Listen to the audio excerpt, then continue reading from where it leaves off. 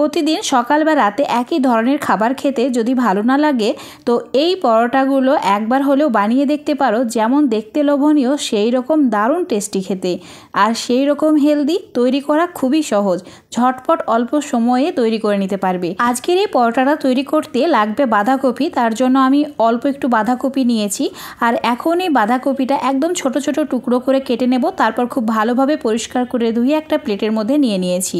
তো দেখতেই পাচ্ছ আমি একদম পাতলা ছোট ছোট টুকরো করে কেটেছি। তো এইভাবেই কেটে নিতে হবে, তাহলে পরোটাটা তৈরি করা খুবই সহজ হবে। আর এরই সঙ্গে অ্যাড করে দিচ্ছি একটা মিডিয়াম সাইজের গাজর, একদম বাঁধাকপির মতো করে পাতলা ছোট ছোট টুকরো করে কেটে নিয়ে। তোমরা চাইলে এখানে নিজেদের পছন্দ মতো সবজি ছোট করে কেটে নিয়ে অ্যাড করতে পারবে।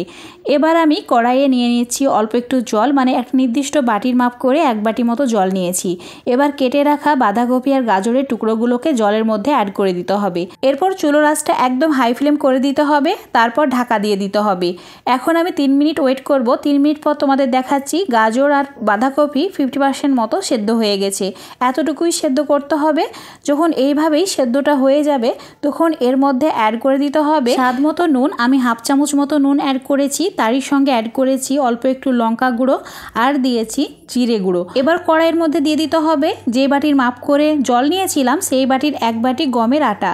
আমি আজকের পরোটাগুলো গমের আটা দিয়ে তৈরি করছি, তোমরা চাইলে ময়দা বা চালের আটা দিয়েও তৈরি করতে পারবে। খুব ভালো করে মিশিয়ে নিতে হবে।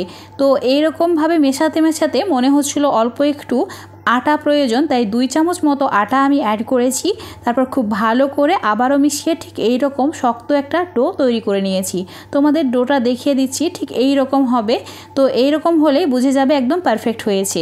এবার একটা ছড়ানো থালার ওপর আমি এই ডোটাকে নিয়ে নিচ্ছি, যাতে খুব ভালোভাবে একটু ঠান্ডা হয়ে আসে, আর হাত দিয়ে এইভাবে মুথে নিয়ে একটা ডোয়ের মতো তৈরি করে নিতে পারি। ডোটা যদি অতিরিক্ত চিটচিটে মনে হয় তাহলে 1 চামচ মতো সাদা তেল অ্যাড করে দেবে।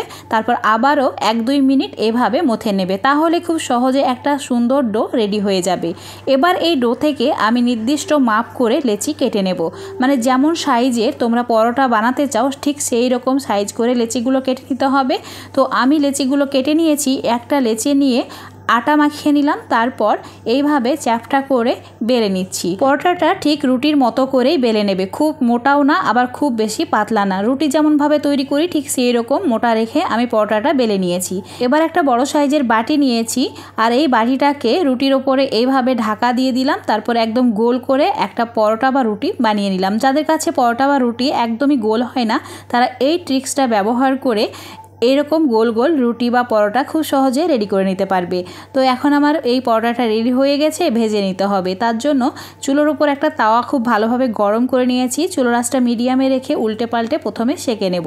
প্রথমে খুব ভালো করে রুটির মতো করে সেঁকে নিতে হবে। 2 সাইড যখন হালকা একটু লালচে হয়ে যাবে তখন 2-3 চামচ তেল দিয়ে খুব ভালো করে উল্টে পাল্টে ভেজে নিতে হবে। তোমরা চাইলে এখানে ঘি অথবা বাটার দিয়েও এই পরোটাগুলো ভেজে নিতে পারবে। এমনকি যারা তেল, ঘি বা বাটার খাও না তারা রুটির মতো করে সেঁকে নিয়েও খেতে পারবে। এখানে তেল, ঘি, বাটার খাওয়াটা নিজের ওপর ডিপেন্ড করে। যারা খেতে পছন্দ করো তারা অ্যাড করবে, যারা পছন্দ করো না তারা রুটির মতো করে সেঁকে নিয়ে খেয়ে নেবে। যেইভাবেই খাও না কেন এই পরোটাগুলো এতটাই টেস্টি যে প্রত্যেক দিন বানিয়ে খেলেও বিরক্তি লাগবে না। তো একইভাবে সব পরোটাগুলোকে ভেজে নিচ্ছি। প্রথমে পরোটাগুলো একটু সেঁকে নিতে হবে, তারপর অল্প একটু তেল ব্রাশ করে উল্টে পাল্টে ভেজে নিতে হবে। এই পরোটাগুলো খুবই টেস্টি খেতে, তাই বাচ্চাদের টিফিন বক্সে অবশ্যই একবার হলেও বানিয়ে দেবে। দেখবে প্রত্যেক দিন রিকোয়েস্ট করবে এইভাবেই পরোটা বানিয়ে দেওয়ার জন্য। দেখতেই পাচ্ছ পরোটাগুলো কত সুন্দর হয়েছে, আর সেই রকম নরম তুলতুলে, ঘন্টার পর ঘন্টা একদম এই রকম নরম তুলতুলে হয়েই থাকবে। সকালে যদি তৈরি করো রাত্রি পর্যন্ত একই থাকবে। তো আশা করছি আজকের এই রেসিপিটা তোমাদের ভালো লেগেছে। ভালো লাগলে অবশ্যই একবার হলেও ট্রাই করে দেখবে, আর কমেন্ট করে আমাকে জানাবে তোমাদের কেমন লেগেছে। রেসিপিটা দেখতে যদি খুবই ভালো লেগে থাকে অবশ্যই লাইক শেয়ার করে দেবে। আর রেসিপিটা যদি ফেসবুক পেজ থেকে দেখো পেজটাকে ফলো করে নেবে। ইউটিউব থেকে দেখলে অবশ্যই চ্যানেলটাকে সাবস্ক্রাইব করে রাখবে আরও এরকম সুন্দর, সহজ আর ইউনিক রেসিপি পাওয়ার জন্য।